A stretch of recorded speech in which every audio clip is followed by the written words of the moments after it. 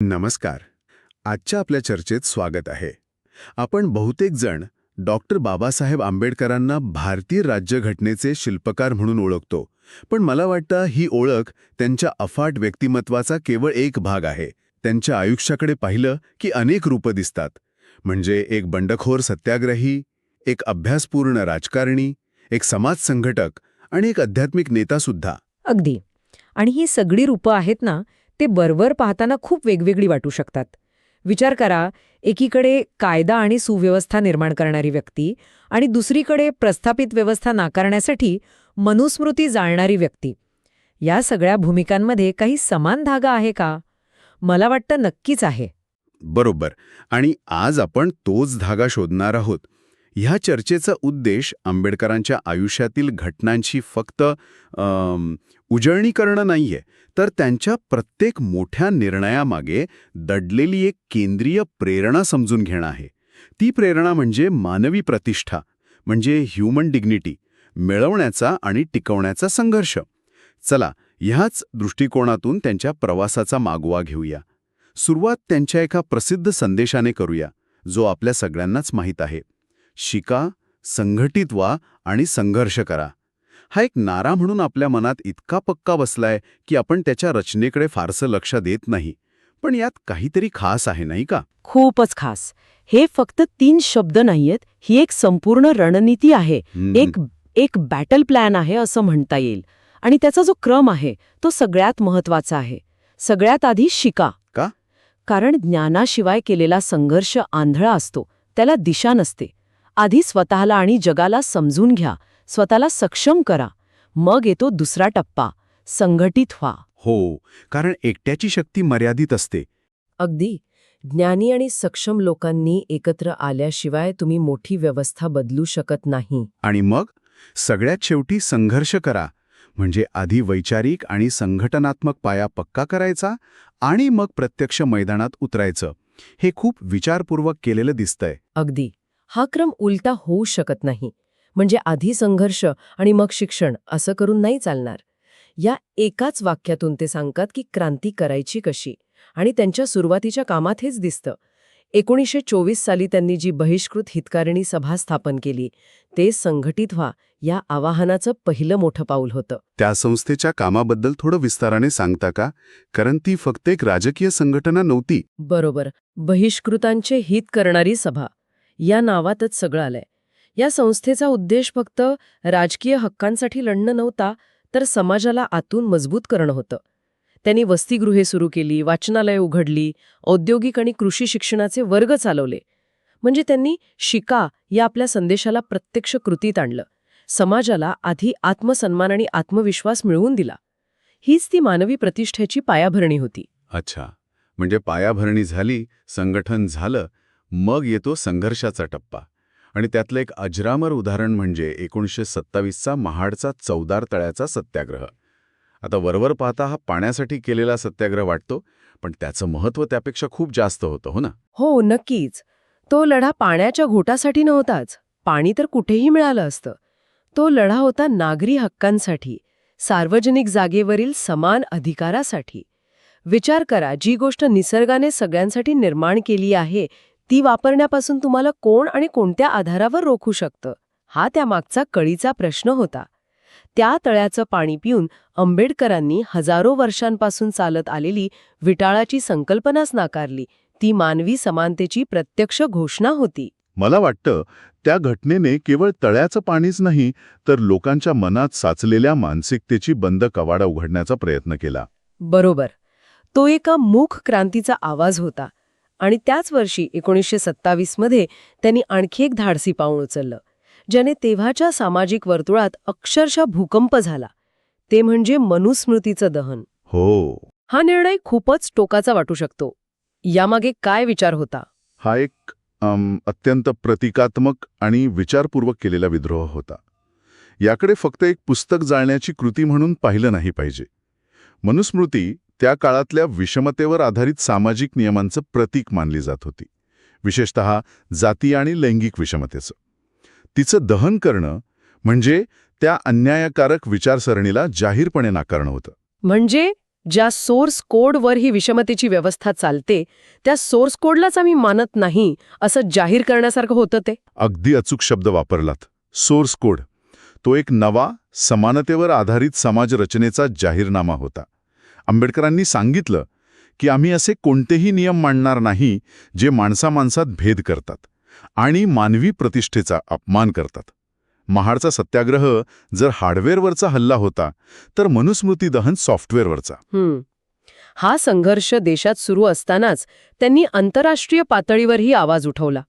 लंडनमधल्या गोलमेज परिषदांमधला त्यांचा सहभाग खूप महत्वाचा मानला जातो.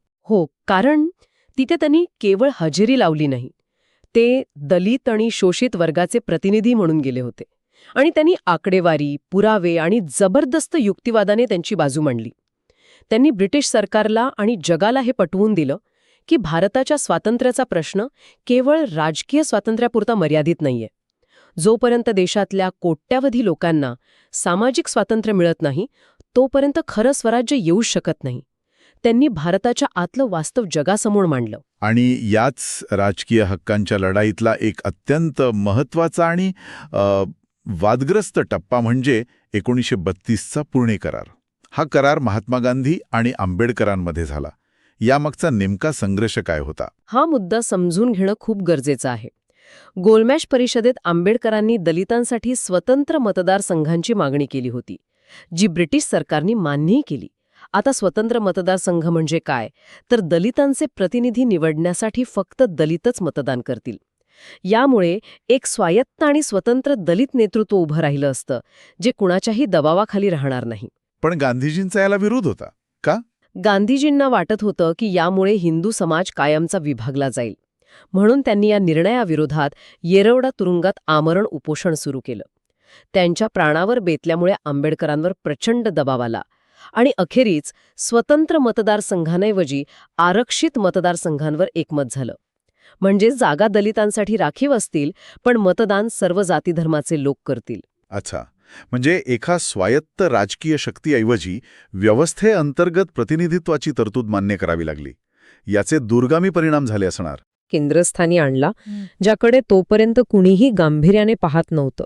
स्वातंत्र्यानंतर त्यांच्यावर एक प्रचंड मोठी जबाबदारी आली. ते स्वतंत्र भारताचे पहिले कायदामंत्री बनले आणि संविधानाच्या मसुदा समितीचे अध्यक्ष झाले. एका अर्थाने ज्या व्यवस्थेशी ते आयुष्यभर लढले त्याच व्यवस्थेची पायाभूत रचना करण्याची जबाबदारी त्यांच्यावर आली. आणि ती जबाबदारी त्यांनी एका मिशनप्रमाणे स्वीकारली. त्यांनी जगातल्या अनेक महत्त्वाच्या संविधानांचा अभ्यास करून भारतीय समाजासाठी एक सर्वसमावेशक आणि प्रगतिशील संविधान तयार केलं. कायद्यासमोर समानता, अस्पृश्यता निवारण, सर्वांना मताधिकार, आरक्षणाची तरतूद या सगळ्या गोष्टींमधून त्यांनी मानवी प्रतिष्ठेच्या तत्वाला कायद्याचं स्वरूप दिलं. त्यांनी सुनिश्चित केलं की स्वातंत्र्याचा अर्थ प्रत्येकासाठी समान असेल. पण त्यांचं काम इथेच थांबलं नाही.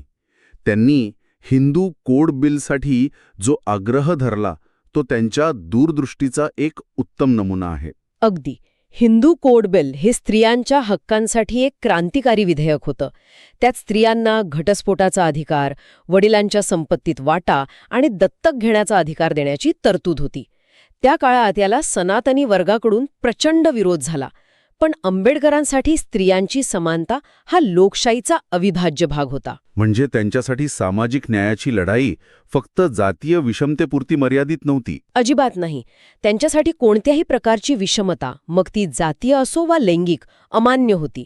आणि जेव्हा त्यांना जाणवलं की या बिलाला मंत्रिमंडळात पुरेसा पाठिंबा मिळत नाहीये, तेव्हा त्यांनी तत्वांशी तडजोड न करता आपल्या कायदामंत्री पदाचा राजीनामा दिला. यावरून दिसतं की त्यांच्यासाठी पद नाही, तर मानवी प्रतिष्ठेची मूल्य जास्त महत्वाची होती. त्यांच्या आयुष्याचा शेवटच्या टप्प्यात एक अत्यंत मोठा निर्णय दिसतो, जो त्यांच्या संपूर्ण प्रवासाचा कळस वाटतो. तो म्हणजे 1956 साली नागपूरमध्ये लाखो अनुयायांसह बौद्ध धर्माचा स्वीकार. हा केवळ धर्मबदल होता की त्यामागे आणखी काही गहन विचार होता? याकडे केवळ धर्मबदल म्हणून पाहणं म्हणजे त्या घटनेवर खूप मोठा अन्याय करण्यासारखा आहे. हा त्यांच्या आयुष्यभराच्या चिंतनाचा आणि संघर्षाचा निष्कर्ष होता.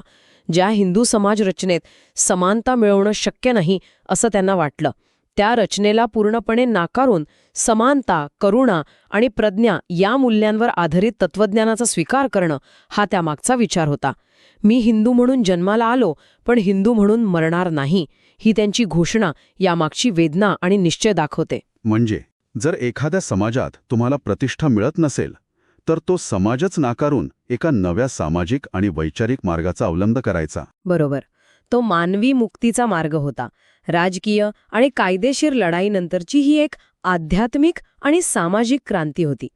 ज्या व्यवस्थेने प्रतिष्ठा नाकारली त्या व्यवस्थेतून बाहेर पडून स्वतःची एक नवी, सन्मानजनक ओळख निर्माण करणे हे त्यामागचं अंतिम उद्दिष्ट होतं. आणि या ऐतिहासिक घटनेनंतर काही महिन्यातच 6 डिसेंबर 1956 रोजी त्यांचं निधन झालं. पण त्यांच्या कार्याला सर्वोच्च नागरी सन्मान भारतरत्न मिळायला 1990 साल उजाडावं लागलं. हा उशीर का झाला हा एक वेगळा आणि महत्वाचा प्रश्न आहे. पण यातून हेच दिसतं की त्यांचे विचार त्यांच्या काळाच्या खूप पुढे होते. त्यांच्या हयातीत ज्या गोष्टी लोकांना पटल्या नाहीत त्या नंतरच्या पिढ्यांना स्वीकाराव्या लागल्या. समानता, सामाजिक न्याय आणि लोकशाही मूल्यांवर जेव्हा जेव्हा चर्चा होते तेव्हा डॉक्टर आंबेडकरांचे विचार आजही तितकेच किंबहुना जास्तच प्रासंगिक वाटतात. तर ह्या संपूर्ण चर्चेतून एक गोष्ट स्पष्ट होते. डॉक्टर आंबेडकर हे केवळ संविधानाचे शिल्पकार नव्हते, ते एका मोठ्या मिशनवर होते. प्रत्येक माणसाला त्याची मानवी प्रतिष्ठा मिळवून देण्याचं मिशन. त्यासाठी त्यांनी कधी कायद्याचा, कधी आंदोलनाचा, कधी राजकारणाचा, तर कधी अध्यात्माचा मार्ग स्वीकारला. अगदी. आणि जाता जाता श्रोत्यांसाठी एक विचार सोडून जाते. आंबेडकरांच्या कृतींकडे पाहिल्यावर हे स्पष्ट दिसतं की त्यांच्या प्रत्येक निर्णयामागे एकच ध्येय होतं, मानवी प्रतिष्ठा. महाडचा सत्याग्रह, मनुस्मृती दहन, संविधानाची निर्मिती आणि शेवटी धम्मचक्र प्रवर्तन. या सगळ्या कृती वरवर भिन्न दिसत असल्या तरी त्यांचं मूळ एकाच विचारात आहे. प्रश्न हा आहे की ज्या काळात जी साधनं उपलब्ध होती ती